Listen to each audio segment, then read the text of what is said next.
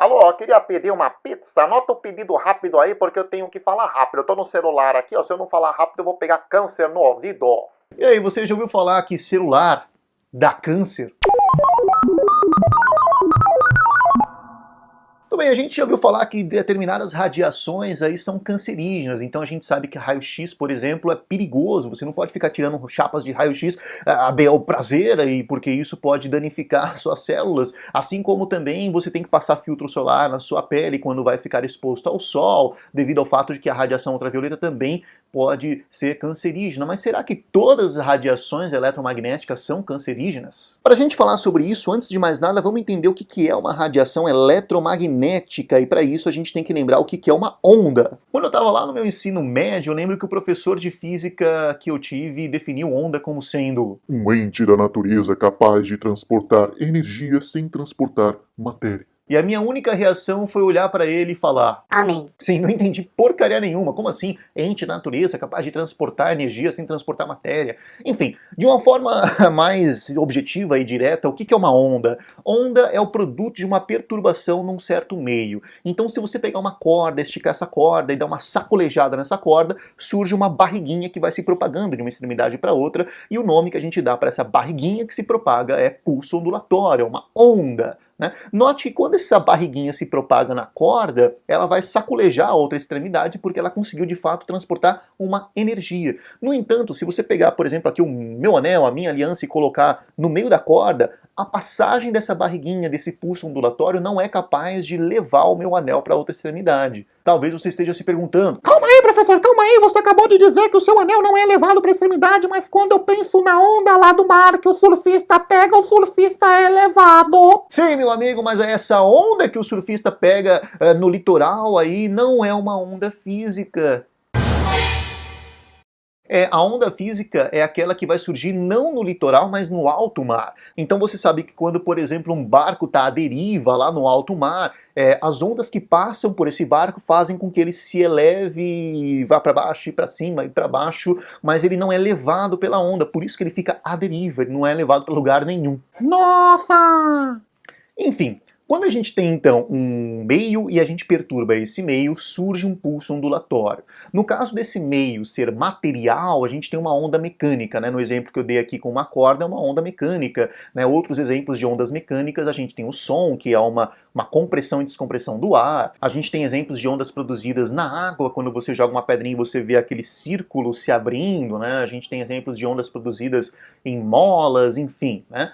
Existe um outro tipo de onda que está relacionado com uma outra perturbação. É uma perturbação não material, uma perturbação de campo elétrico e magnético. Se eu, por exemplo, pegar aqui um objeto, vamos imaginar que eu pegue esta tampinha de caneta. Você sabe que existe uma forma de carregar eletricamente essa tampinha de caneta, esfregando ela na tua cabeça. Fazendo isso durante 3 dias, você vai ficar careca que nem eu tô ficando, mas além disso, também a tampinha de caneta vai adquirir uma carga elétrica, né? Admitindo que ela esteja eletricamente carregada, caso você pegue essa tampinha e comece a sacolejar com uma frequência bem determinada, né? Um período fixo, você não pode fazer isso com períodos variáveis, do tipo assim, depois assim, depois assim. Você tem que fazer com um período fixo, né? Se você fizer isso, você vai criar uma variação com frequência bem definida de campo elétrico e magnético. E é daí que vai surgir a onda eletromagnética. Portanto, a onda eletromagnética é uma perturbação de um campo elétrico e magnético produzido por uma carga que se movimenta de forma harmônica, né? E toda onda eletromagnética, portanto, ela vai ser harmônica. Dependendo da frequência com a qual você balança esse objeto carregado, você consegue produzir um tipo de onda eletromagnética. Existem ondas que estão relacionadas com longo comprimento por conta de um balançar com uma frequência mais baixa, e ondas de baixo comprimento devido ao fato de que você pode balançar o objeto carregado com frequência muito alta. Né? Quanto maior a frequência com a qual você vibra uma carga elétrica, maior é a tendência de você produzir ondas do tipo raio-x, raios gama, radiação ultravioleta. Quanto mais lento é esse movimento da carga, maior é a tendência de você produzir ondas como as ondas de rádio, as micro-ondas, ondas de celular. E é aí que vai entrar a nossa discussão. As ondas de baixa frequência, elas não possuem uma energia agregada tão grande. Então, quando a gente pensa nas ondas do celular, na micro-onda, nas ondas de rádio, essas ondas eletromagnéticas possuem uma energia agregada pequena e que não é capaz de produzir um efeito que é o que vai gerar o câncer. O efeito relacionado ao câncer é quando a onda eletromagnética tem uma energia agregada suficiente para quebrar uma molécula de água, o H2O.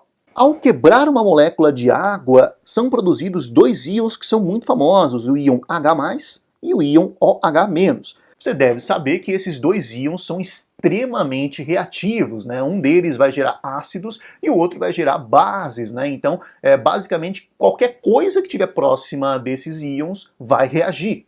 E aí vem uma questão que é puramente do acaso, né? Porque esses íons podem estar próximos de elementos químicos que constituem o seu corpo e que podem reagir com eles e não gerar nada, não acontecer nada. Aliás, na maior parte das vezes, é justamente isso que vai acontecer. Nada. No entanto, pode acontecer de esses íons estarem próximos de uma molécula específica chamada DNA.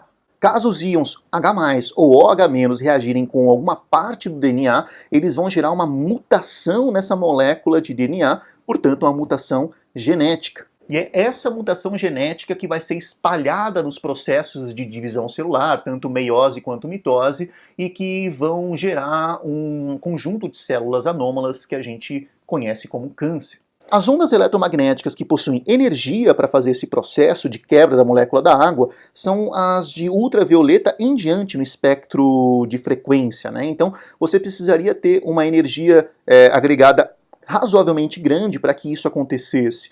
Quem consegue fazer isso no espectro que a gente conhece eletromagnético seriam as ondas ultravioletas, o raio-x e o raio gama. As ondas de celular têm uma energia agregada razoavelmente baixa e são incapazes de fazer esse processo de quebra da molécula de água. Então, o perigo de uma onda de celular quebrar a molécula de água e fazer todo esse processo que eu descrevi é muito pequeno, a probabilidade disso acontecer é muito pequena, portanto, é muito improvável que você tenha câncer porque você usa o celular. Assim como é improvável que você tenha câncer porque você assiste televisão com uma antena que recepciona também radiação eletromagnética.